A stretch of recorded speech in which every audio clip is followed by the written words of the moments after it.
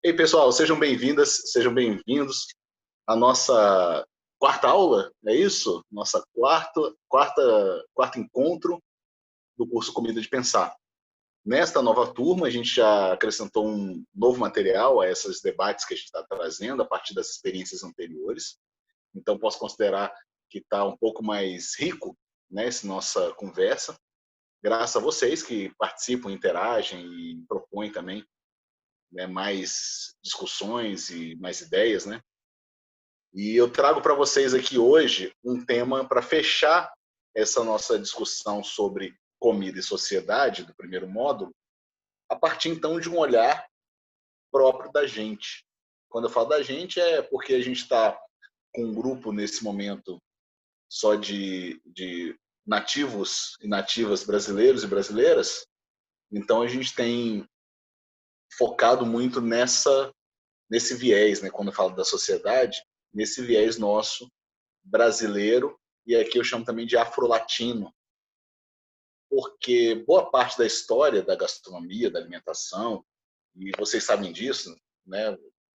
A gente que trabalha ou que já trabalhou com alimentação em algum nível, a gente sempre se refere com muito mais ênfase ou também com muito mais, talvez, reverência à cultura alimentar vinda da Europa, porque foi ela que formou, compôs essa base, asfaltou um caminho, e isso não é exatamente um elogio, tá? Mas ela asfaltou um caminho para se construir uma ideia, uma proposta de gastronomia. O que a gente vai fazer nessa aula é trazer para nós, é reivindicar a posse do termo gastronomia, para a gente entender culturalmente como que a alimentação mudou o nosso mundo, a partir então, ou com a discussão centrada na nossa identidade, na nossa cultura, na nossa raiz afro-latina. Eu não digo só latina, porque a ideia de latinidade é uma ideia eurocêntrica também, porque latinos foram os colonizadores. E nós, então, já somos então uma digamos, uma consequência desse projeto identitário latino que nos forma. E é uma identidade múltipla, que a gente vai falar um pouco mais nesta aula de hoje. Nesta aula de hoje, portanto, vamos reverenciar a nossa cultura brasileira, sobretudo. Não sei se vocês já conseguiram assistir a série, né, Street Food da América Latina, o episódio de Salvador, que a gente vai discutir ao final da aula. E essa discussão ao final da aula, ela vai nos levar, essa reflexão, né, sobre esse episódio, é o que vai nos levar, legal, Rony, que bom que você viu, é o que vai nos levar para a gente discutir na quarta-feira, abrir a discussão, na verdade, sobre comunicação e comida. A comida fala. Bem, para hoje, vamos dar uma volta neste nosso mundo em algumas histórias que ficaram mal contadas ou escondidas de nós durante todo esse período em que nós somos brasileiros ou entendemos a brasilidade como uma identidade própria.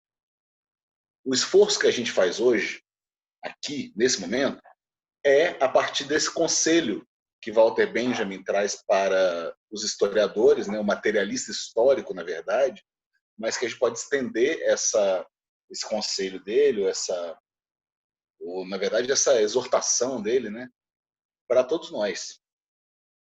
O que ele vai falar nesse texto? E aí eu vou ler para vocês, né? Vocês já podem ler também, mas é muito bonito, então acho que vale a pena reverberá-lo. Nunca há um documento da cultura que não seja, ao mesmo tempo, um documento da barbárie. E assim como ele não está livre da barbárie, também não está o processo de sua transmissão.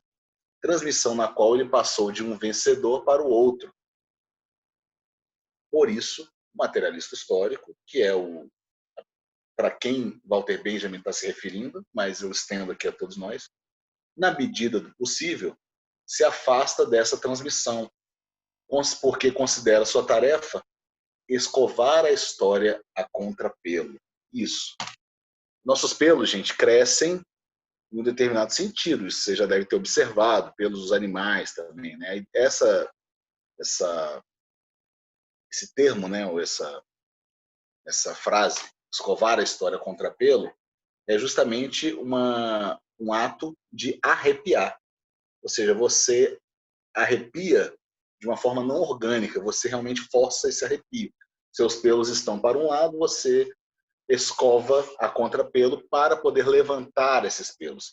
Então, essa proposta de Walter Benjamin de arrepiar, de levantar os nossos pelos, é justamente para a gente conseguir enxergar tudo que estava escondido abaixo dos nossos pelos, escovados num único sentido. Eles acobertavam, nesse caso, processos históricos.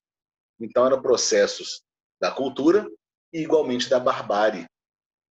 Então, esse processo, a transmissão das histórias, começa a acontecer, como a gente já falou em alguma aula anterior, de vencedor para vencedor. Ou seja, a história do vencedor é a história considerada a história. Ou seja, é a história definitiva, é a história maior, é a história que a gente conta na escola, que a gente aprende na escola. Então, essa história do vencedor, ela foi historicamente passada de um para o outro. E a tarefa que a gente precisa adotar, e aí eu convoco vocês a adotarem para a vida nesse momento, é fazer essa escovação da história a contrapelo, ou seja, questionar tudo aquilo que está dado como ou dito como verdade, como fato histórico. E, afinal de contas, há histórias que foram ocultadas para que aquela história chegasse a você. Na alimentação, gente, na gastronomia, essa história ela foi uma das mais ocultadas. A nossa história da alimentação, ela é um documento que representa muito bem o que Benjamin quer dizer aqui da cultura e da barbárie. Representa essas duas coisas. Nossa alimentação, como a gente já viu na anterior, ela é essencialmente uma alimentação brasiliense com Z, não é isso? Ou seja, que é uma gastronomia brasileira, mas que precisou ou que precisa de todo esse suporte da gastronomia europeia, toda essa regra, esse conjunto de regras de etiquetas de serviço, de modos de preparo que vem da Europa para a gente poder estabelecer uma cozinha que agora já não é mais brasileira. Então a gente fala muito em abrasileirar e fala-se muito nessa perspectiva da gente fazer, vamos fazer uma adaptação mais gourmet de um prato brasileiro. Ora, existe aí uma contradição que a gente vai enfrentar, vai confrontar, na verdade, ao longo dessas duas próximas aulas, hoje e na próxima aula. Ok, gente? Se tiver uma perguntinha, pode jogar aí no bate-papo, ou então pode abrir a câmera e falar, não tem problema em interromper. E se você está assistindo a gravação, não existe mandar sua consideração, enfim, levantar algum debate pelo nosso grupo no Telegram. Cantos e contos. Para escovarmos a história a contrapelo no Brasil, não precisamos de livros. Quer dizer, estamos usando, sim, o suporte literário. Mas, o que eu quero dizer é que boa parte dessas histórias não foram narradas como o homem branco ensinou. O colonizador europeu ensinou que a história precisa ser narrada em livros, registrada em livros e passada de geração em geração. Pois essa não era a cultura africana, essa não era a cultura indígena. Estamos falando de culturas que eram baseadas em cantos e em contos. A oralidade, a performance, a dança e a própria gastronomia implicavam num meio de transmissão de história superpotente para essas raízes. E quantos contos e quantos cantos indígenas ou de raiz, de matriz afro-brasileira ou africana, vocês já ouviram? Essa é uma pergunta importante para a gente refletir. Provavelmente a sua resposta é alguma coisa perto de zero. Porque o que temos, aí, ó, nenhuma, Rônia, exato. porque a gente não tem os acessos, porque a gente embranqueceu a nossa história em favor da história do vencedor. Mas agora, no exercício que a gente pode fazer, que nos resta fazer, a gente vai escovar a história a contrapelo. Isso a gente vai fazer com a ajuda desses autores, dessas autoras que coloquei, indiquei lá na nossa plataforma EAD para vocês, que trazem alguns olhares muito diferentes. Quando eu falo, então, de cantos, ora, a cultura indígena, ela transmite a sua história em cantos, gente. Canto é a expressão máxima do espelho. O espelho é a metodologia indígena clássica. Quando eu falo indígena, eu não estou falando só brasileira, tá? Indigenista de um modo mais amplo, até global, assim. Você encontra pontos de contato nas culturas ou nas civilizações originárias de que usavam a metodologia do espelho para poder, então, transmitir sua história. O que é a metodologia do espelho? É simplesmente você se espelhar no mais velho. E a partir desse espelho você aprende.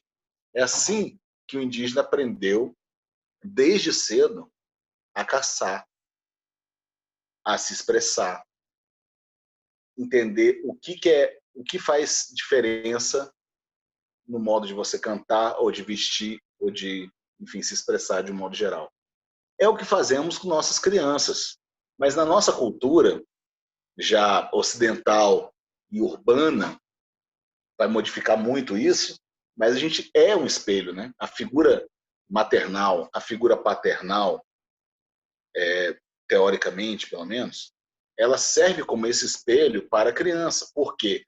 Porque a criança, gente, ela aprende por um movimento de cognição. Ou seja, é isso que ela vai aprender. Ela não vai aprender lendo ou ouvindo livros de história, obviamente. Ela vai aprender a partir da observação dos atos, das atitudes das pessoas mais velhas. No caso da cultura indígena, isso é levado ao extremo. Isso é levado, na verdade, para o resto da vida. Isso é colocado como ponto central no exercício e no ensino da história. Porque nós, na sociedade, mais uma vez urbana, ocidental, a gente relega esse ensino da história para a escola. E a partir daí, nos deslocamos inclusive da nossa própria história. A gente só volta a ela por uma questão ideológica, né? Então, se a gente tem algum problema ideológico com o que aquela escola está ensinando, e aí a gente vai tentar consertar isso. Mas, em tese, a gente relega todo esse ensino material à escola. Enquanto na cultura indígena, você tem muito próprio a própria aldeia fazendo parte da construção cultural, histórica e educativa das crianças. Eu coloquei para vocês no nossa plataforma de ensino isso aqui, ó, gente. Vou compartilhar aqui com vocês, que é o Cantando as Culturas Indígenas. Isso aqui foi um projeto, gente, lindo, fruto de política pública, tá? Para a gente ver que política pública é um negócio que funciona, é um negócio que a gente precisa, tá? Enfim, preservar e lutar por ela. Existe um projeto, que é esse projeto que resultou aqui nesse livro, que vem junto com um disco, né, com um CD, chamado Cantando as Culturas Indígenas. Para vocês verem aqui, ó, é um livro produzido por essas etnias. Pancararo, Tumbalalá, Chucuru Cariri, Cariri Chocó, Pataxó, Anhanhã, Tupinambá, representando Bahia, Alagoas, Pernambuco, a partir de um projeto de escola indígena. O projeto de escola indígena foi colocar as crianças indígenas na escola tradicional, mas foi criar um ambiente escolar que pudesse reproduzir o ensino indígena de um modo, digamos, ocidentalizado, pelo menos no formato, na metodologia, mas que permitisse que eles aprendessem ao modo indígena. Então, os professores eram indígenas, apesar da facilitação ter sido feita por gente por técnicos, mesmo gestores educacionais brancos, não tem problema. Pessoal, pessoal, pessoal. Alô? Alô? Não, agora foi. Tá dando algum problema estranho. Pessoal, eu quero mostrar para vocês agora, a partir dos cantos e dos contos, esse material que eu coloquei no nossa plataforma digital de ensino, Cantando as Culturas Indígenas. Olha só que legal. Este livro, que foi composto junto aí com um CD que acompanha, ele vai mostrar justamente essas cantorias, as criações. A expressão é tão natural que é o seguinte, a gente não está falando de composições artísticas, não somente. Ou seja, não é que você relegou a pessoa, o trabalho da pessoa compor uma música para ela poder se expressar. Não, isso é uma coisa natural, né, das etnias indígenas, a partir mesmo do momento que você é uma criança em processo de alfabetização. Neste livro, você vai ter cantos escritos por uma criança, inclusive, de 5 anos de idade. E tudo gira em torno, ou pelo menos cita ou menciona, alimentação de alguma forma. A aldeia, por exemplo, que é essa aqui que eu estou mostrando para vocês. Vamos ver se vocês conseguem ver. Está muito pequenininho, né? Nossa tribo está localizada no município de Porto Real do Colégio, sul do estado de Alagoas, na região do Baixo São Francisco. Temos 750 famílias de várias etnias, entre elas Cariri e Xocó, com uma organização social estruturada e lideranças, caciques, pajés, conselho tribal, chefes de família, parará, parará. Além dessa aldeia, temos outra que fica a 6 quilômetros, na mata do Ouro Escure, onde o grupo se desloca para o ritual religioso. Temos um posto de saúde, estação de tratamento de água, parará. Relatos simples, mas são postos em forma de canto. E aqui toda a explicação sobre o canto vem por meio do próprio canto. A própria escola é fundada a partir desse canto e é traduzida, né, por meio dessa expressão dos próprios alunos. Veja, não sei se eu vou conseguir encontrar, mas depois vocês dão uma olhada com mais calma aí, o material está lá com vocês, em que você vai ver como que é rica essa proposta de educação dos indígenas, a educação do espelho, você refletir a sua cultura que você aprendeu. Ou seja, você faz um processo mental aí também de interpretação, né, para poder então falar um pouco do seu lugar. Mais importante do que eu falando, deixa eu mostrar um exemplo, né? A dança toré de um dos povos que foi inclusive citado aqui, você vai ver que na dança do toré é uma dança super tradicional e que nesse pequeno documentário de 3 minutos você vai ver que tem uma crise para a gente discutir aí. Vamos lá? Olha lá, também. A dança do toré. Olha só que história absurda, né? Se você for para pensar. Quem faz a dança do toré são os jovens e as crianças. Por quê? Porque é uma coisa muito nova. Veja, por que é nova? A nossa geração, nossos pais, eles não dançavam toré. Talvez os pais dos pais também não. Por quê? Porque o não índio chegou, os impediu de continuar essa tradição e gerou, então, um buraco, um abismo cultural, que é um etnocídio, né? Na verdade, é parte do projeto de etnocídio, e que violenta e acaba essa cultura, gerando, então, um buraco que agora indígenas, principalmente aqui do Nordeste, estão tentando recuperar. Então, a contradição está aí. Algo super tradicional agora é tratado como algo extremamente novo. E o que isso tem a ver com a alimentação? Tem tudo a ver. Por quê? Porque a alimentação nada mais é do que esse processo de você hoje tentar reconhecer alimentos que sempre foram tradicionais, mas que agora estão tão distantes de nós que você precisa rotular de nova forma para se tornar acessível para uma nova cultura, jovem, que já não tem mais ligação com a terra. Mônica, quer dar uma palavra? Ah, sim, por favor. Lobão, eu não lembro se eu assisti ou no Netflix, já tem alguns anos, um documentário falando sobre as tribos aborígenes na Austrália e a chegada dos não aborígenes, com Coca-Cola, com refrigerantes em geral, e comida enlatada e comida processada. E com essa chegada dos não aborígenes, as enfermidades como obesidade, diabetes, que eles não sabiam que era isso.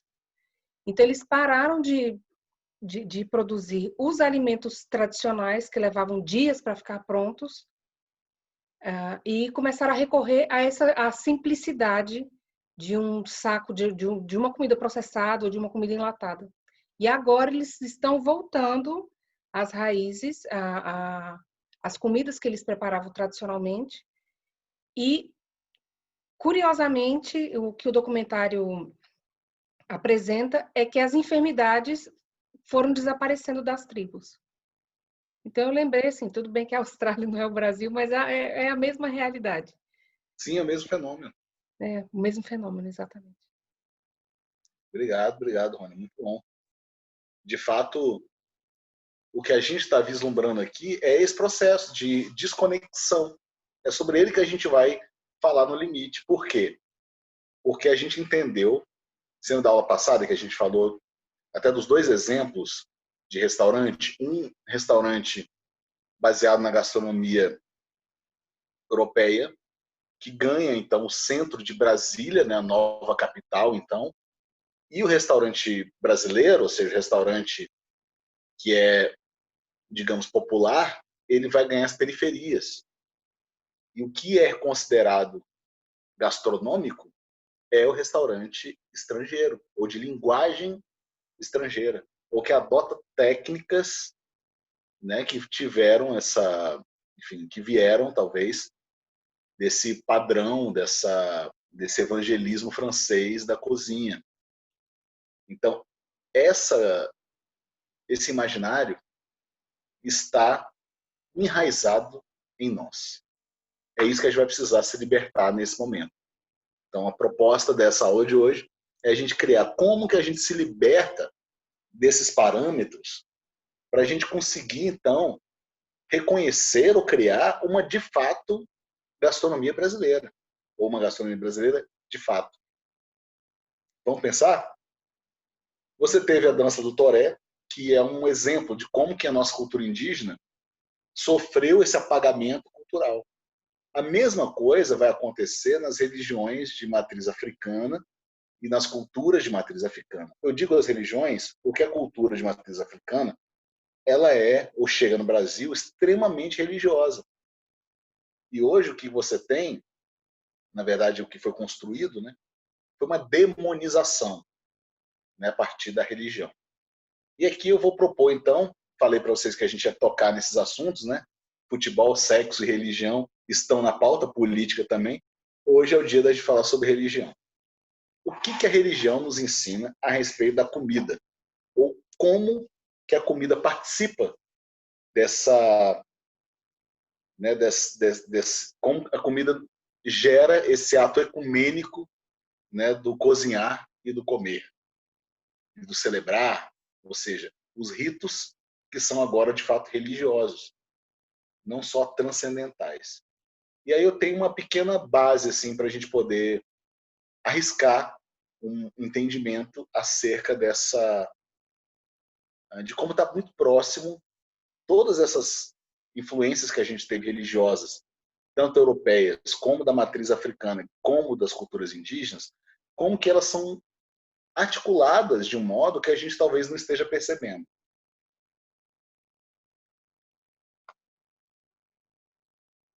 Quando a gente vai falar dos cantos, que foi o que a gente falou aqui, a gente não pode esquecer dos contos, que era a grande, talvez, expressão da cultura africana.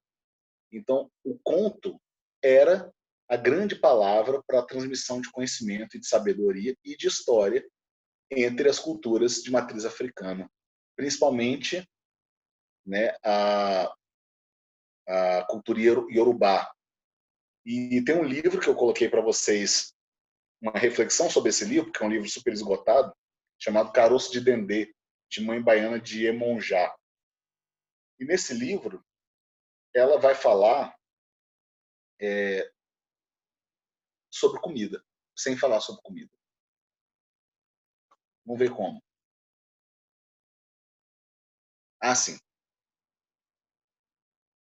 Ela vai falar sobre comida como o grande verbo de ligação. Quando a gente fala em religião, gente, a gente às vezes fica com uma ziquezira, fica com uma preocupação em entrar nesse tema. Tem uma preocupação boa, né, de que assim, não quero ofender outras religiões, e tem aquela preocupação ruim, né, de você achar que uma tá ou sobressai ou deve ser mais importante, mais relevante que a outra no debate público. Eu não estou questionando o seu exercício privado, pessoal da fé, que aí é uma questão de foro íntimo. Mas a religião, ela tem uma força muito maior do que essa estrutura que a gente entendeu como religião, como sendo essa estrutura de exercício de fé, de congregar ou de comungar a partir desse, né, da mesma simpatia ou da mesma do compartilhamento dos mesmos valores em um lugar de sagrado, um lugar de culto, um lugar, enfim, de ritos. Religião vem desse verbo religar, esse verbo latim, que significa religar, reconexão. O povo africano entendeu isso muito cedo. O povo indígena já entendia isso antes mesmo da gente chegar com esse verbo latim para eles. Eles já entendiam que a religião fazia parte do exercício cultural, porque a religião ela fundamentava esse ato de religação. A religação que a gente está pensando aqui é a partir da oralidade. Então, para a alimentação precisa de um processo religioso. Ela precisa, talvez, se desvencilhar da sua carapaça, digamos, imanente e buscar a transcendência do seu significado. Porque a gastronomia, muito embora o francês tenha feito ou criado esse termo, e a gente tem usado até hoje como um termo de distinção em relação à alimentação, né? O pobre se alimenta, o rico, né? Ele almoça, ele janta, ou ele participa, né, da gastronomia, desse espetáculo, indo ao restaurante. O que o verbo religar vai nos ajudar a entender é que a gastronomia, ela própria, é um movimento religioso. Religioso no sentido de religação.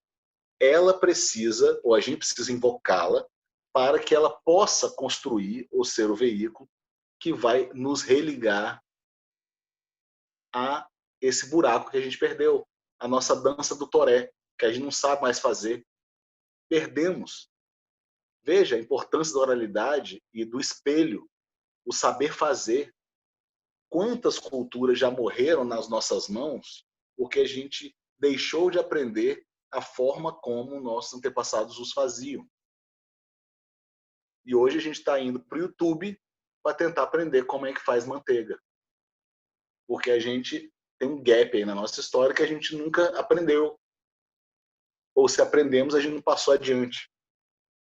E nisso, muitos insumos vão sumindo. Porque esses insumos que eram usados abundantemente, eles começam a ser cada vez menos utilizados. Vide a farinha de mandioca. Nos últimos 20 anos, diminuiu mais de 70% o consumo de farinha de mandioca no Brasil. Olha que absurdo, gente. Nosso item mais valoroso. A comunicação, que é feita, então, a partir desses métodos, ela sempre foi uma comunicação transcendente. É porque a gente, com o nosso materialismo e com o nosso espírito de imanência, a gente nunca colocou o canto, o conto, a dança, a cozinha, gente, no seu lugar ou no patamar devido. Veja, se a gente for pensar aqui em termos de ofício, são ofícios que são relegados, né, a pessoas que são menos abastadas ou vagabundos, artistas, não é isso? Quem é que escreve conto? Quem é que dança? Quem é que canta? E aí vai ter gente que vai perguntar qual a importância do canto. E isso, se você colocar como política pública, né? Para que o governo está querendo pagar artista? Tente pensar numa vida sem arte, gente. Tente pensar numa vida sem o ato de cozinhar. Você não aguenta ficar sem cozinhar, porque cozinhar também é um exercício transcendente de comunicação. Não é à toa que a gente se reúne, ou se reunia, né, em momentos pré-pandemia, na cozinha das pessoas queridas. A gente ia para uma reunião, para um bate-papo, para alguma coisa, de repente a sala de estar não era o lugar mais atrativo, mas senão a cozinha, que é o lugar onde você exerce essa comunicação gestual, essa comunicação que você não consegue explicar nem exprimir, mas que está ali nos cheiros, está ali nos sabores, está ali no movimento de você conseguir colocar o dedo na panela para poder experimentar o que tem ali, ou levantar a tampa para ver como é que está, e poder conversar e discutir sobre aquilo. Isso é o resgate histórico que a gente precisa fazer para reivindicar uma gastronomia brasileira, escovar a história contra pelo. Ou seja, dar voz ao perdedor para que ele possa contar as suas histórias. Ouçamos as histórias, os cantos e os contos indígenas e africanos da nossa própria identidade que apagamos. Veja, a religião, ela vai ser tão interessante para a nossa discussão aqui, que ela própria vai colocar a alimentação no centro do universo. E eu estou falando aqui de 3 culturas distintas, mas cujo ato de comer, cujo ingrediente, cuja comida é o que vai pautar ou que vai guardar os maiores segredos do mundo. Olha só que coisa linda, gente. Se você pensar na tradição judaico-cristã, você vai ter o fruto do conhecimento.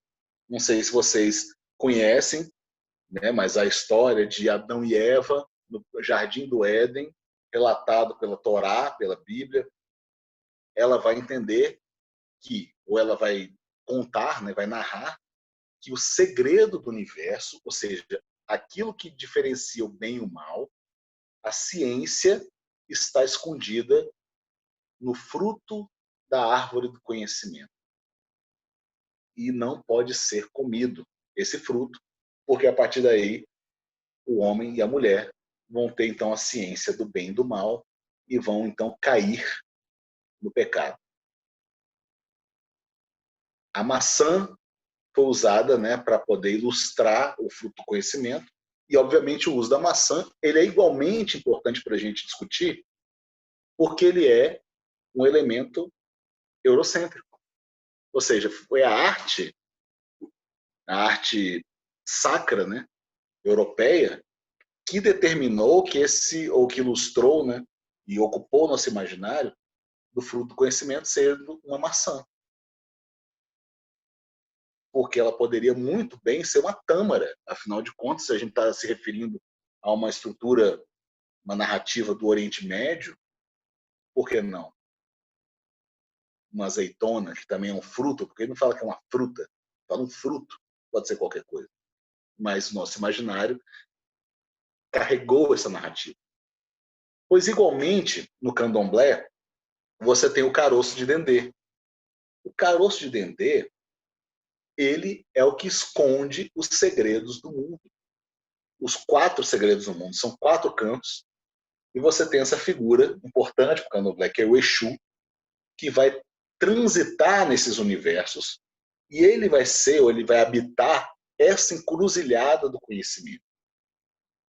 Ele vai ser uma figura que, muito embora a nossa sociedade ocidentalizada e cristã tenha relegado a Exu a condição de demônio, ele vai ser uma figura que vai ser um coringa, digamos assim. Ele vai conseguir exercer um papel importantíssimo para poder reconstruir ou reconstituir não só a história, mas como o significado do mundo. E isso Mãe Baiana de Iemonjá narra de uma forma muito bonita em seus contos. Em terceiro polo, você tem aí o bolo ticuanga. O bolo ticuanga existe até hoje, agora já uma receita que foi traduzida para a imanência, mas originalmente era o bolo servido para Tupã e para os demais deuses indígenas. Um bolo à base de mandioca e coco ou castanhas, né? Que era um bolo apenas para você conseguir a misericórdia ou o contato, a conexão ou a voz de Tupã e os demais habitantes desse reino transcendental indígena. O bolo de Cuanga, portanto, ele não era um bolo feito para ser comido por gente, por humanos, mas por deuses. E hoje você tem o bolo de Cuanga como uma receita tradicional indígena, né? Inspirado então nesses contos, nesses cantos que foram estabelecidos anos atrás. Pois os segredos do mundo, gente, três aí propostas religiosas de construção, elas estão dentro do alimento. O alimento revela o segredo do mundo.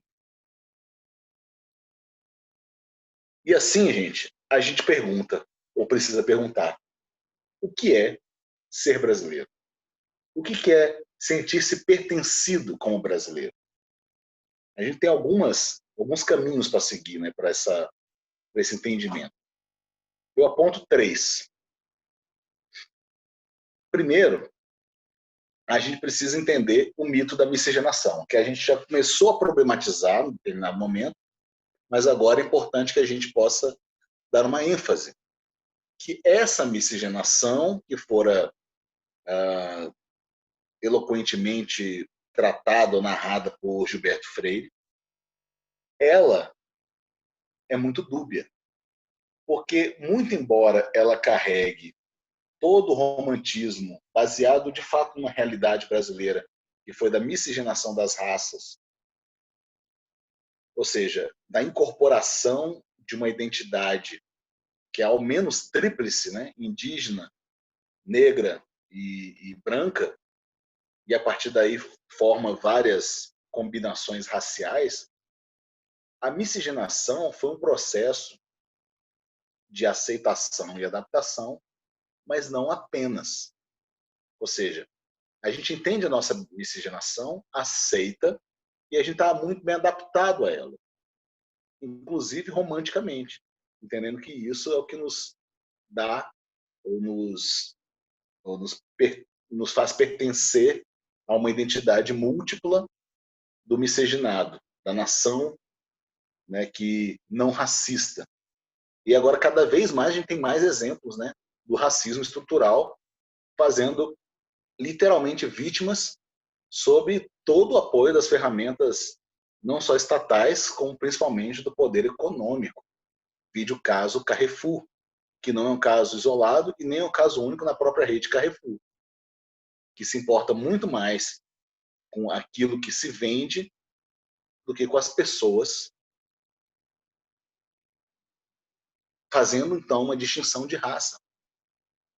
E essa distinção de raça, ela foi escondida por muito tempo, a ponto de, inclusive, o vice-presidente da República falar que não existe, ainda hoje, apesar de todos os sinais históricos e muito claros. O que vai acontecer, na verdade, na nossa miscigenação, é que a miscigenação foi uma conversa para boi dormir que a gente contou para a gente se convencer de que éramos uma nação cordial. Ou seja, é outro mito que aí o Sérgio Buarque de Holanda vai tratar de uma forma profunda sobre esse mito do homem cordial. E aí ele revela uma coisa importante, que essa cordialidade do brasileiro, ela vai ser uma forma radical de violência que vai ter como base a sociedade escravista. E ela vai estar relacionada justamente à corrupção. Ou seja, a ideia de que os senhores chamavam seus escravos, ou as pessoas que ele escravizava, perdão, de como se fosse da família, esse mito começa então a desdobrar. Como se fosse da família é uma das maiores violências que a gente carrega desde a escravidão. Inclusive, replicando para funcionários domésticos, ou seja, empregados domésticos.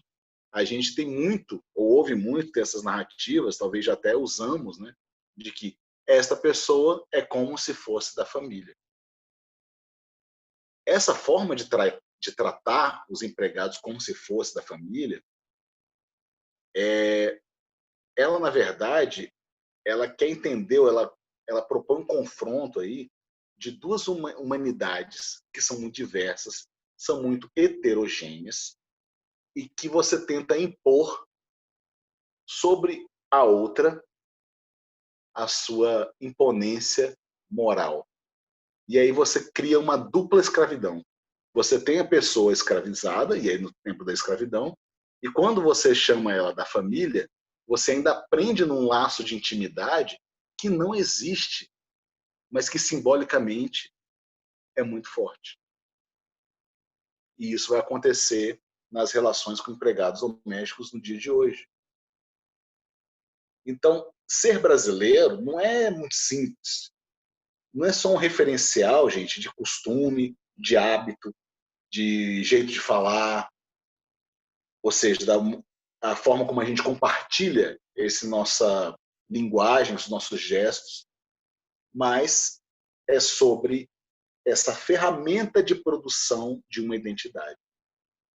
A gente produz experiências coletivas a partir de empreendimentos ou de ações, né, individuais, que vão ser ações de repulsa ou de afeição. E aí o brasileiro é muito cordial neste mito, porque ele consegue exprimir muito mais afeição do que repulsa, muito embora ele sinta repulsa à mesma medida.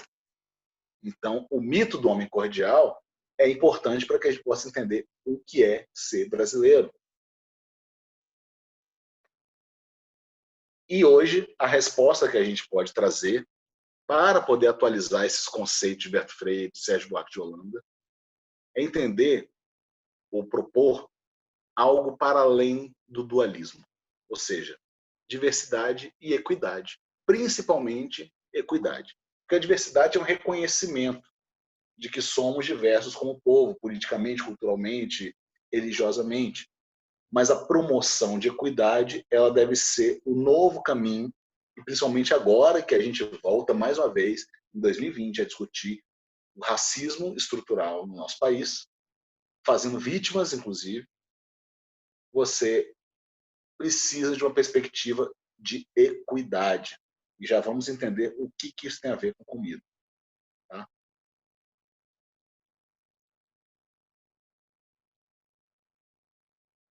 Olha aí,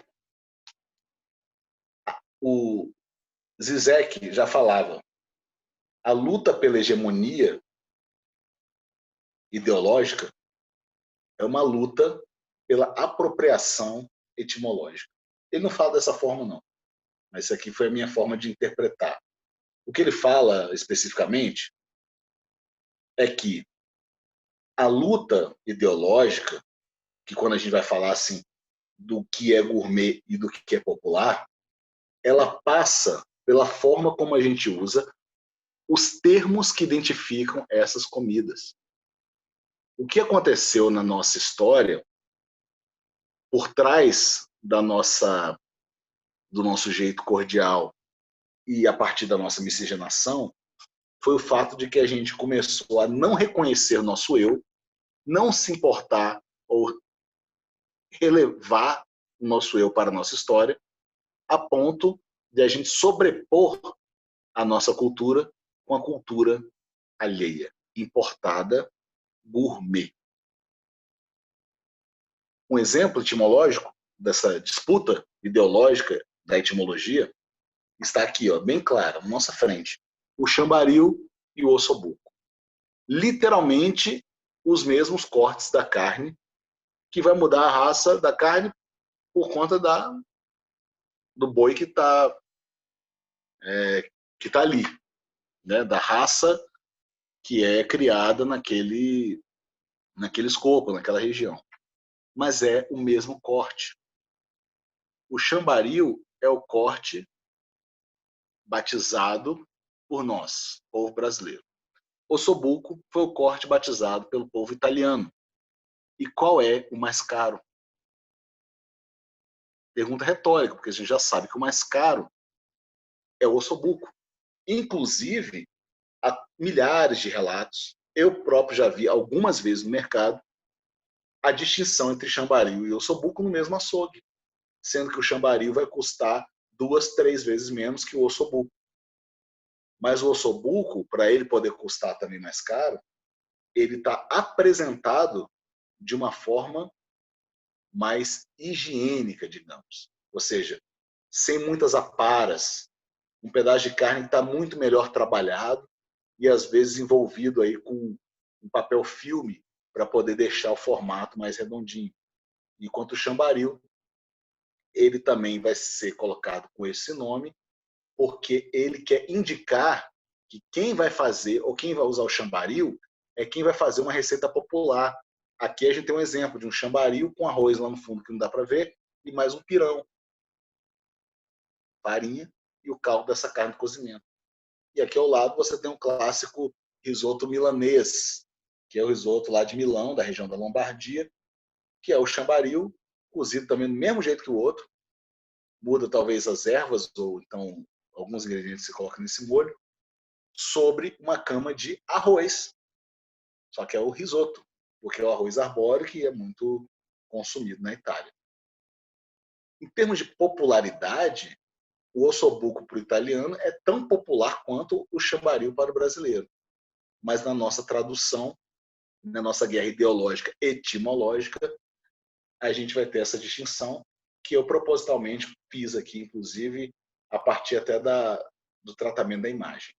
O ossobuco com a imagem um pouco mais nítida, né, mais bem iluminada, uma melhor foto, e o chambaril de uma forma mais granulada, para poder mostrar para a gente que precisamos encampar ou se defender dessa guerra ideológica que passa pela apropriação etimológica dos nossos ingredientes. O que nos leva a discutir isso aqui, ó, gente. O que é legível e o que é legítimo brasileiro? Em termos de alimentação brasileira, a gente tem ingredientes que são muito legíveis para nós. O que é um alimento legível? É que a gente consegue se relacionar, olhar para ele e falar, isso é Brasil. Feijoada? Legível. Arroz? Legível. Arroz com feijão, então, uau, isso é Brasil no prato, não é isso? Arroz, feijão, batata frita e farofa. Brasil no prato. Legível, mas não é legítimo. Arroz não é um ingrediente brasileiro. Feijão não é um ingrediente brasileiro. São alimentos que não são necessariamente legítimos, embora amplamente consumido, portanto muito popularizado, portanto muito legível e que você pode chamá-los de brasileiro. Enquanto isso, você tem um alimento que é de fato legítimo. E aí temos a mandioca, nesse caso a maniva brava, né? A mandioca brava, do qual você, depois de horas de cozimento, você extrai esse caldo do tucupi. Alimento, então, absolutamente legítimo, mas, por outro lado, igualmente ilegível para a maior parte da população brasileira. Ou seja, o tucupi, que é esse alimento nosso, que veio da nossa terra, que só dá aqui, afinal de contas, fizemos um processo a partir de um ingrediente que é propriamente brasileiro. E esse ingrediente, ele não é um alimento em que a gente logo pensa em Brasil, porque ele é ilegível para nós brasileiros. E essa legitimidade e legibilidade, ela vai, ela vai variar muito, inclusive por regiões e principalmente por biomas. Afinal de contas, você vai ter processos regionais que transformam aquele alimento num alimento super legível ou que tem naquele elemento uma legitimidade levada a cabo, levada à legibilidade. É o caso da farofa, da farinha. A farinha de mandioca, a gente entende que vem da mandioca, é um produto nosso e é um produto legível. Então a gente consegue entender esse produto como sendo um produto igualmente nosso, mas também igualmente popularizado, a ponto de podermos se sentir pertencido ao comê-lo. Diferentemente do piqui, por exemplo, que é um alimento super legítimo da região do Cerrado, mas absolutamente ilegível para outras mesas, principalmente no litoral brasileiro. A mesma coisa você vai ver em várias outras plantas, como a vinagreira lá no Nordeste, principalmente em Maranhão. É uma folha que vai ser amplamente produzida, que você encontra até em supermercado, mas quando você desce do estado, sai do regionalismo, não consegue mais reconhecer e não encontra-se mais à venda. É assim que as nossas relações começam a ser impactadas. E é assim que a gente precisa começar a pensar a legitimidade e a legibilidade na nossa mesa. O que é nosso e o que a gente reconhece que é nosso são coisas distintas.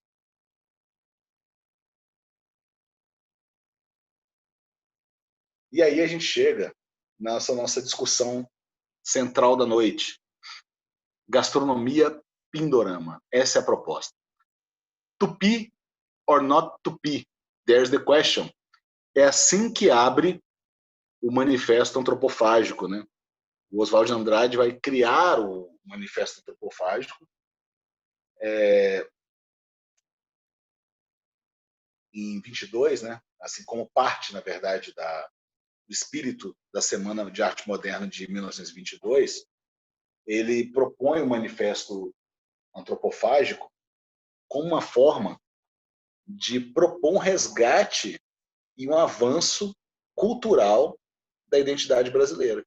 Ou seja, contra a memória fonte do costume, ou seja, não estamos aqui apenas replicando o nosso costume e as nossas tradições, mas estamos buscando uma experiência pessoal renovada. O que significa isso? Não significa a gente abrir mão da nossa história e da nossa cultura, mas significa que essa fonte do costume ela vai servir apenas de esteio para a gente poder gerar uma nova experiência. E aqui a gente está falando de uma criação política e cultural propriamente brasileira. Quando eu coloco aí gastronomia Pindorama, é minha forma de talvez estimular a gente a pensar nisso, a pensar numa gastronomia que vá lá na nossa terra do Pindorama, mas não apenas fique lá nessa memória. O Pindorama, se você não sabe, é o nome dessa terra em que a gente está.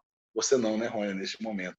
Mas, enfim, a terra que nos gerou, né, era chamada, então, de Pindorama pelos povos originários e Brasil veio depois, quando o português batizou assim esta terra. A gastronomia Pindorama, aqui eu tenho um exemplo aqui bem interessante, ó, da Marvada Carne, um filme caipira, de 85, do André Klotzel. Ele é um filme bem interessante para a gente refletir sobre a nossa antropofagia cultural. a partir da alimentação. Veja, a gente tem esse personagem, depois vocês olham lá no YouTube, o filme está completo, inclusive, lá. Esse personagem, que ele faz esse seguinte relato. Era aquela mesmice de fazer dó. Farinha, feijão com arroz, arroz, farinha, feijão. Era isso. De sol a pôr do sol. Todo santo dia que Deus dava. E aí ele se mandou dali, entendeu? Veja, ele estava doido para comer carne de boi. Esse filme todinho vai basear nessa fome psicológica do Nhoquim, esse personagem, atrás de comer carne de boi, porque ele não aguentava mais aquela mesmice.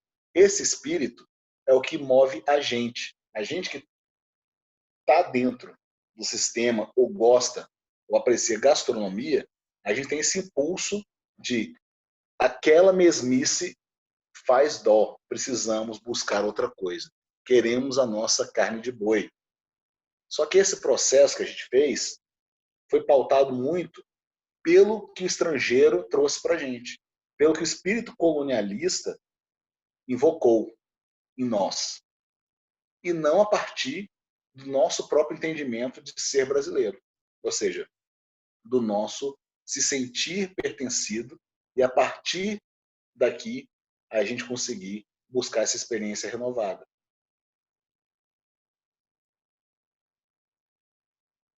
E aí, gente, a gente invoca para poder, como ponto de partida, para a gente entender melhor ou tentar, digamos, estruturar nessa nossa discussão, a gente invoca aqui a farinha da mandioca.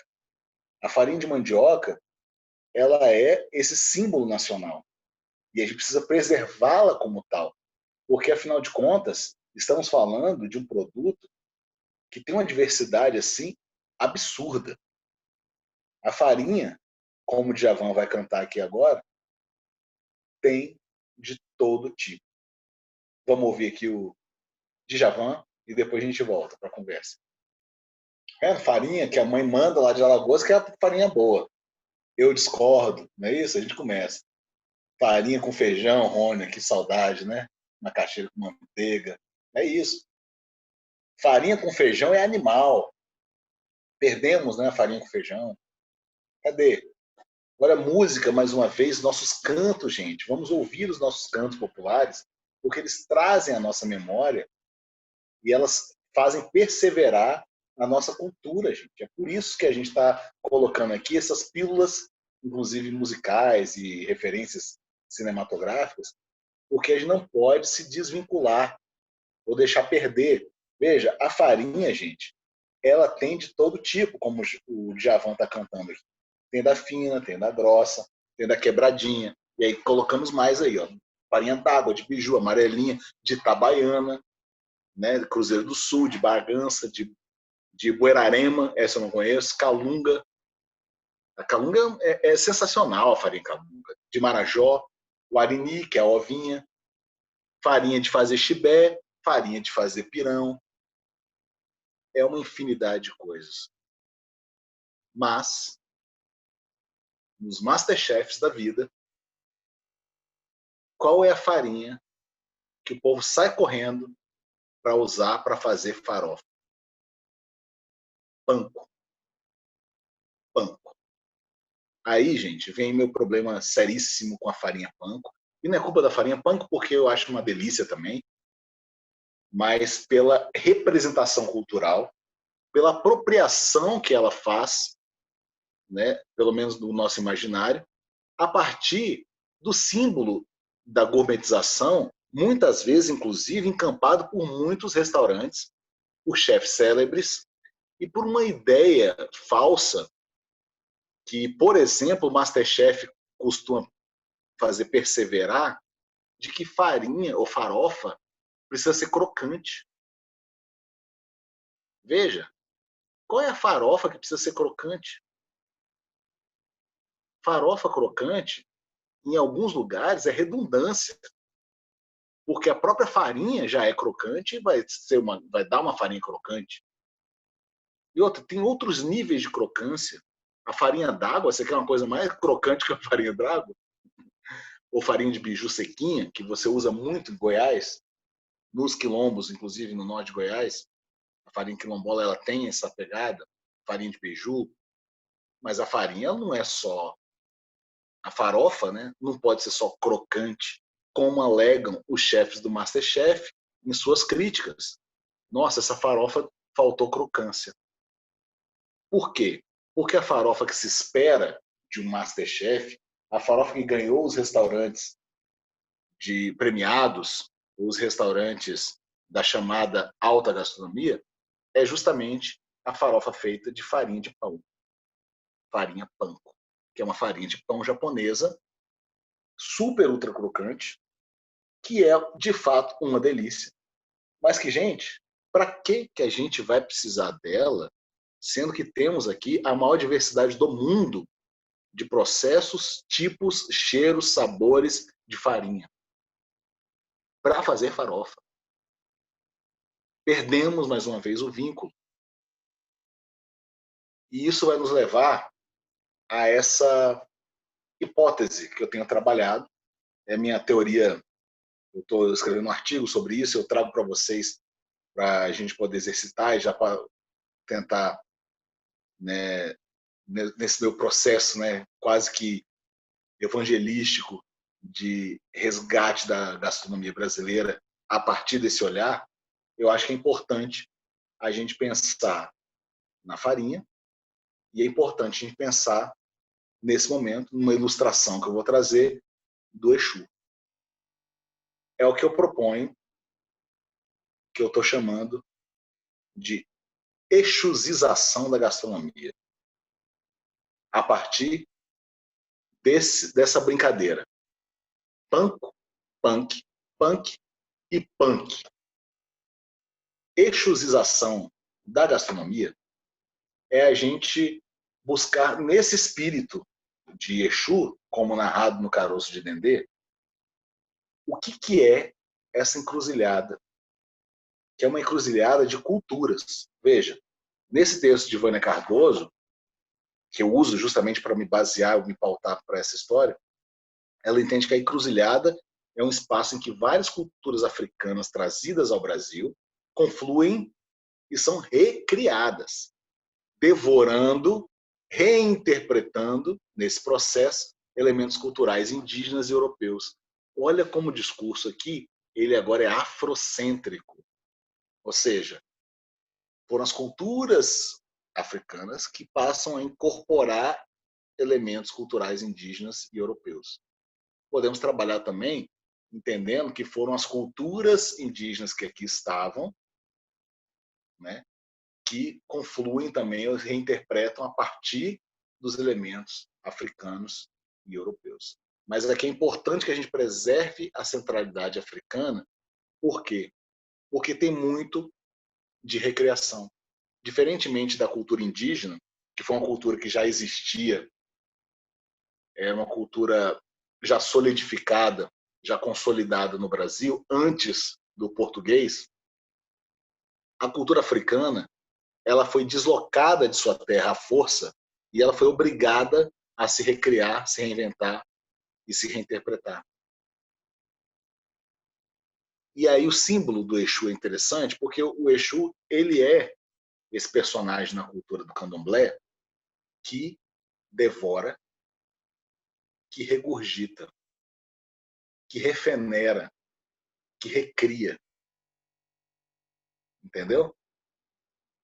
Vamos explicar melhor essa ilustração a partir da minha brincadeira aí com com esse jogo de palavras aí. Panko, punk, punk, punk. O que é o panko? Panko é essa farinha. Essa farinha que não é farinha de macaxeira, é farinha de pão, é farinha importada, é uma farinha que você hoje talvez já tenha algumas fábricas produzindo domesticamente a farinha panko, mas é uma farinha normalmente vendida em mercados especificamente de produtos orientais, muito utilizada para poder fazer empanado, mas que começa a ser utilizado então em muitos restaurantes para se fazer farofa. punk é o movimento punk. Né? O movimento punk foi um movimento contracultural, é um movimento que pregava anarquia, que pregava, né, que era contra o sistema, que era contra os bons modos, era um projeto cultural, né, que afrontava, né, o bem-estar social, o equilíbrio, como uma forma também de uma carga política importante.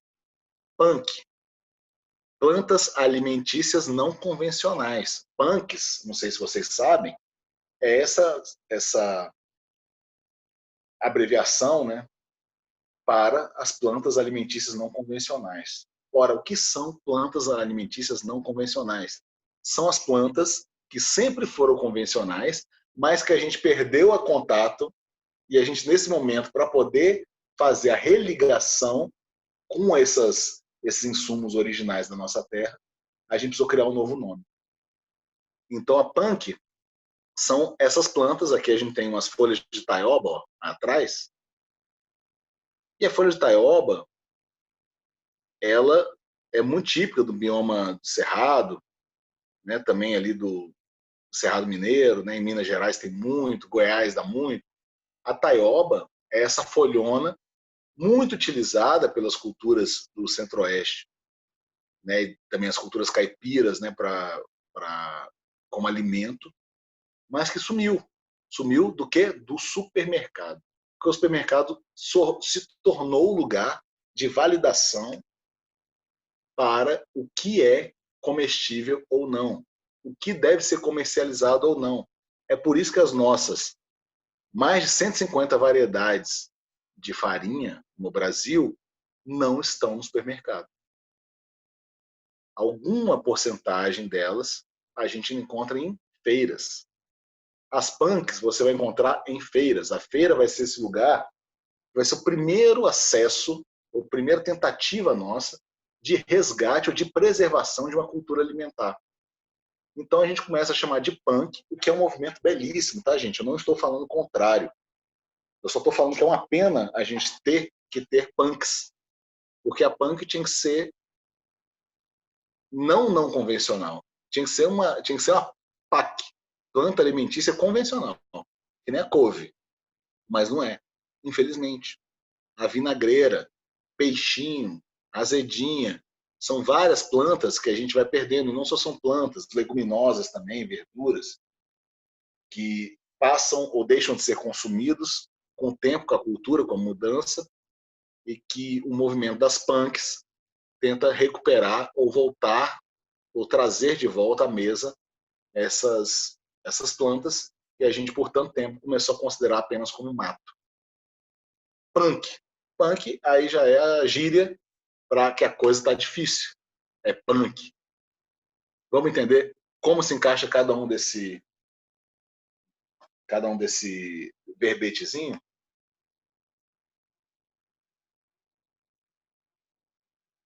Uma gastronomia antropofágica brasileira. Para a gente poder alcançar a nossa gastronomia brasileira, de fato uma gastronomia brasileira, precisamos colocá-la nesse nosso esqueminha da exusização. Precisamos exusizar a gastronomia. Por quê? Porque Exu é esse elemento que vai ficar nessa encruzilhada das culturas, nessa nossa ilustração, e ele é essa figura que devora, que regurgita, que refenera e que recria. Ele é parte de todos esses processos. Para uma gastronomia brasileira, é importante que a gente tenha em mente essas quatro etapas. A primeira etapa é a etapa aqui, ó, do panko. Tá vendo o panko? O panko, para essa nossa metáfora, o panko, ele significa esse ato de devorar. Significa que a gente precisa comer a farinha panko, sim. A gente precisa ir lá no restaurante, experimentar as trufas e experimentar tudo que for estrangeiro. Alguns industrializados tem por aí, molho roti, sei lá, vamos devorar.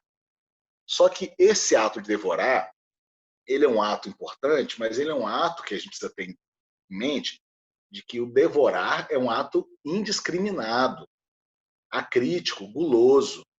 Ou seja, é a busca do prazer sensorial imediato e reflexivo. Irreflexivo porque, afinal de contas, você está comendo.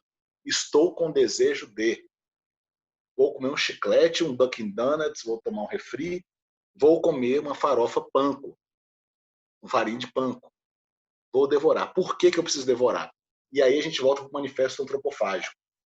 O conselho do manifesto antropofágico é: vamos acessar, vamos devorar toda a produção intelectual e artística mundial. Vamos se alimentar desses autores, dessas autoras, desses pintores, dessas pintoras. Vamos ouvir essas músicas, ler essas poesias, vamos ver esses filmes, vamos devorar tudo, porque a gente precisa desse conteúdo intelectual para a próxima etapa. A gente não pode parar no ato de devorar. Ou seja, a gente não pode parar na farinha panko. A gente precisa ir para a segunda fase, e a nossa segunda fase é o punk, movimento punk, que é o movimento de regurgitar, gente. Ou seja, é a gente provocar repulsa, a gente rejeitar aquilo que a gente está se alimentando, a gente gerar revolta, a gente se inconformar, a gente se rebelar e a gente propor uma anarquia para poder, então, expulsar do nosso corpo tudo aquilo que a gente estava comendo, a gente estava devorando em primeiro momento.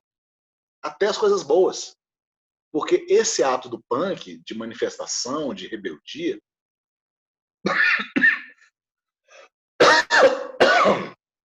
perdão, pessoal,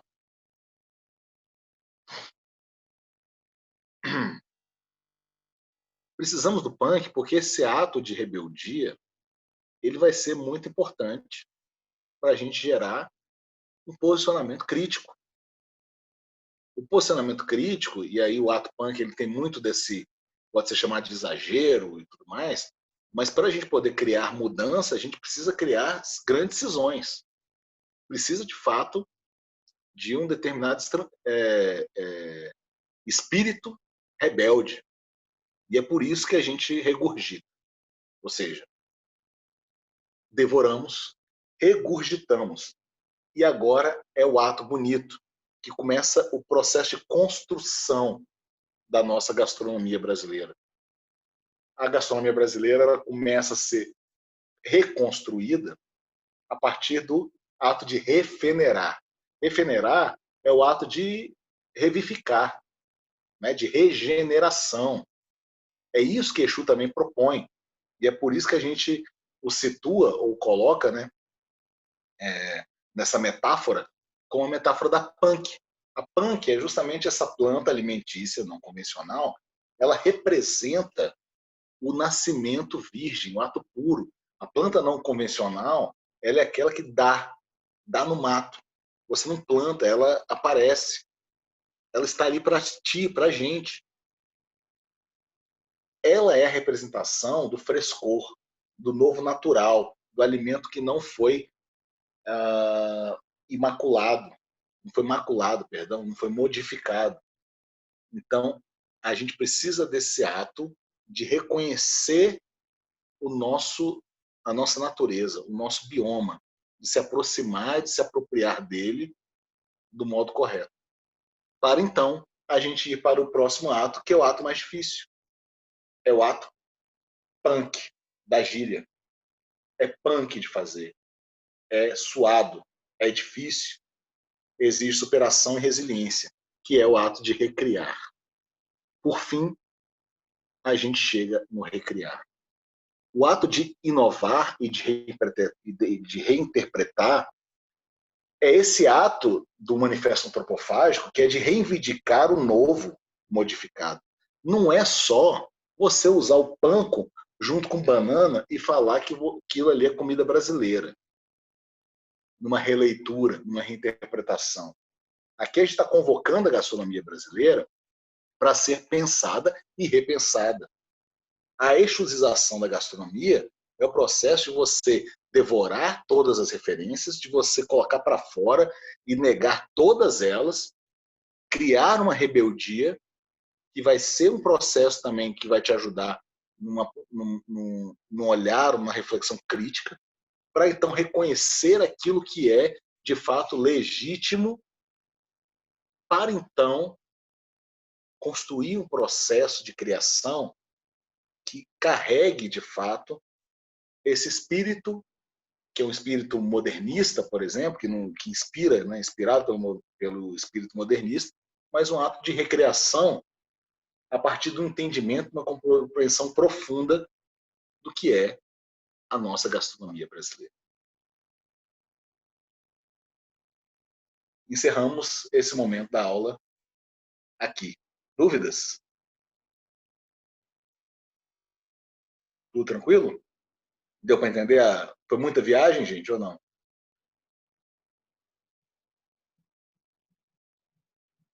Ah, joia. Nossa, Lobão, muita coisa para pensar. E, bem, essa quarta aula é uma aula que vai me fazer pensar bastante. Então, eu confesso que eu ainda estou meio em choque, eu não sei nem o que dizer. E é isso, né? Que bom, que bom. Mas a proposta é essa mesmo.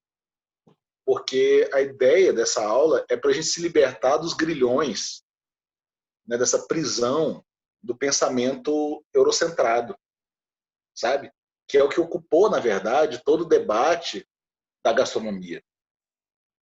E quando a gente fala, por exemplo, em termos práticos, né, a gente vai falar melhor em termos práticos sobre esse negócio de autoria na comida, na cozinha, no próximo módulo. Mas em termos práticos, é a gente questionar, por exemplo, esse modus operandi dessa nova gastronomia brasileira que quer ficar reinterpretando pratos tradicionais. E limita essa ideia de reinterpretação a simplesmente o gesto de você usar alguns elementos, técnicas ou teorias meio afrancesadas. Ou seja, você pega o prato que é tradicional e você acrescenta a ele alguns processos e técnicas de cunho europeu para poder ele ficar então legível como alta gastronomia. A libertação que a gente está propondo é de criar uma linguagem própria da gastronomia brasileira e não de ficar parecendo uma gastronomia estrangeira a partir de insumos naturais brasileiros, sabe? Para fins de uma compreensão de que, opa, a pessoa ali modernizou a cozinha brasileira. Pois essa modernização da cozinha brasileira, ela precisa vir a partir de um processo um pouco mais profundo de pensamento. Não estou falando que não há chefes que não façam isso hoje, tá? Eu acho que temos alguns assim importantes que têm produzido esse tipo de linguagem dos seus pratos, sabe? Eu acho que o próprio Rodrigo Oliveira, do Mocotó, né? E aí um julgamento meu, a gente pode pensar em outros para debater também, sabe? Enfim, a gente pode trazer alguns exemplos, mas no centro da história, essa nossa relação com a comida, com a antropofagia modernista, é a gente pensar de fato em como que a gente precisa produzir a nossa cultura, ou seja, entendendo a nossa brasilidade, da onde viemos, entendendo ou deslocando o vetor europeu do centro da discussão e colocando ele, né, orbitando, né, essa nossa construção, para a gente conseguir ter um olhar um pouco mais fino, um pouco mais até rebelde, né, para a nossa gastronomia e como que ela foi composta. Perfeito? E vamos recriar. Para a gente encerrar a aula, gente, temos aqui um estudo de caso. Esse estudo de caso ele é legal de fazer quando a gente tem bastante gente na turma, assim, ao vivo, né, que aí faz um debatezão bem doido, assim, é bem legal. Mas a gente pode aqui propor, né, algumas reflexões. Se você está assistindo a aula gravada e não viu ainda, aproveite e assista para poder ouvir depois essa conversinha que a gente vai ter aqui sobre Street Food América Latina, Salvador, o episódio 2 dessa série que está na Netflix. E aí, Rony, você chegou a ver? O que você achou? Primeiro, eu fiquei morta de fome e eu não tenho nenhum lugar aqui perto que eu possa comer um acarajé, né? Sem chance. E eu achei muito bonito, porque você vê que quando você fala de comida, não significa que você tenha que ter um espaço muito luxuoso. Você vê o restaurante da Dona Suzana no quintal, me parece, no espaço aberto da casa dela, e ela fazendo receitas, a receita típica que é a muqueca, que se você parar para pensar, não tem muito segredo fazer uma muqueca. Eu não sei fazer muqueca, mas assim, minha mãe faz muqueca maravilhosa, nordestina, mas eu não sei, Lobão. Me conta.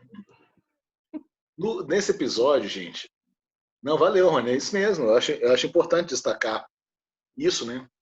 Esse olhar que o David Gelb é o produtor da série, né? É o produtor também do Chef's Table, essa série também mais famosa ainda, que buscava fazer uns documentários sobre restaurantes super famosos ou estrelados.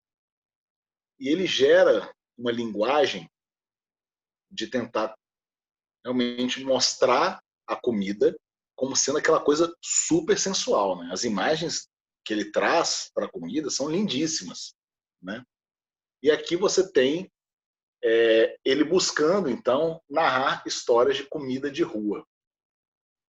E aí o interessante da gente pensar é que, apesar de toda a narrativa, quer dizer, por trás de toda a narrativa, que indica uma narrativa bonita, ou seja, histórias de personagens maravilhosas, de superação.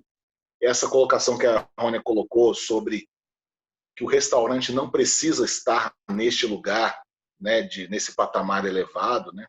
Ele pode estar ali na rua, é também importante. Mas no caso do street food, a gente tem algumas questões que vão ser importantes a gente pensar para a gente poder entrar no segundo módulo, na próximo encontro, que são das narrativas midiáticas. Pois este caso, ele mostra muito isso. Veja, é tudo muito bonito na primeiro olhar.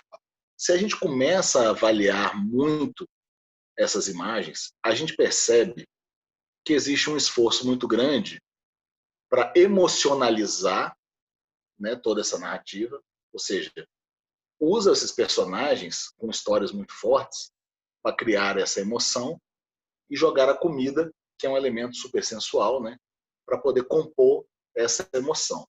Mas aqui a gente tem umas questões, por exemplo, de que a Dona Suzana, bem como aquela outra moça lá da praia, que eu esqueci o nome agora, elas não têm ou não são ouvidas como experts. Não sei se vocês perceberam.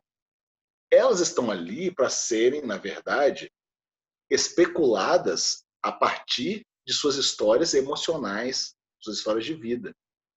Mas, para poder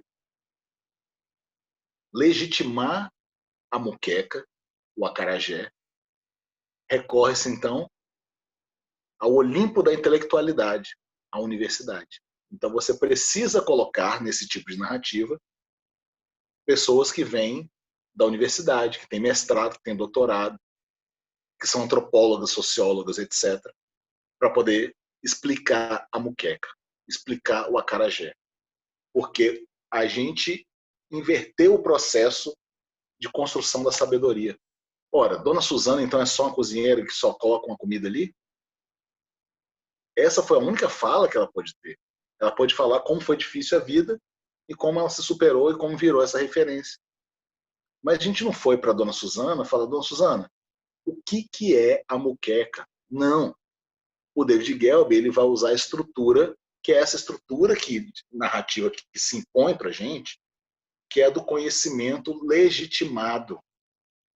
Conhecimento que precisa de uma validação para que as pessoas aceitem, e essa validação normalmente vem pelos âmbitos de construção do poder. Então você silencia as suas personagens à medida que você consegue vender a história delas, e a gente inocentemente as compra e esconde todo o potencial de discurso mesmo, de simbolismo que essa muqueca podia ter para a vida da Susana, e que ela não pôde falar porque ela é uma personagem que faz a muqueca, mas que para discutir a muqueca a gente precisa chamar alguém da universidade, entende? E aí eu não estou falando que essa pessoa da universidade não saiba falar, pelo contrário, ela fala muito bem, mas a gente está, mais uma vez, conferindo para uma narrativa as narrativas dos âmbitos de poder, de legitimação, e não a cultura popular. Outra coisa, a ideia de street food é muito diferente de comida de rua, porque street food se tornou essa coisa urbana, né, dos carrinhos, dos trucks e etc., sendo que comida de rua ela sempre foi um traço identitário brasileiro, e ela não é uma modinha, como o programa sugere, porque ele parte, na verdade, de uma estrutura que é americana, né? E nos Estados Unidos, a ideia do street food, ela nasce, pelo menos para as narrativas, de um modo gourmetizado. Mas o acarajé, o abará, a própria muqueca, vinha sendo comercializado na rua desde sempre. Porque os negros escravizados recém-libertos, que então começaram a praticar a sua culinária, e aqui baiana principalmente, né, em Salvador, eles só tinham como vender na rua. O tabuleiro da baiana é uma comida de rua. Mas ela não é uma street food conceitualmente falando. Entende? Uma pequena provocação, né, sobre um episódio que realmente ele é plasticamente muito bonito, sabe? Ele tem muita informação interessante, tem histórias de pessoas incríveis, mas que a gente não pode se deixar levar pelas narrativas da alimentação sem problematizar ou sem buscar esses lugares aí de controvérsias. Beleza? Beleza. Essa é a nossa conversa de hoje. Deixo aqui essa interrogação para a gente poder discutir na próxima aula, em que a gente vai falar sobre mediatizações e mediações da comida. Então, a comida fala na próxima aula, viu, gente? Um beijo.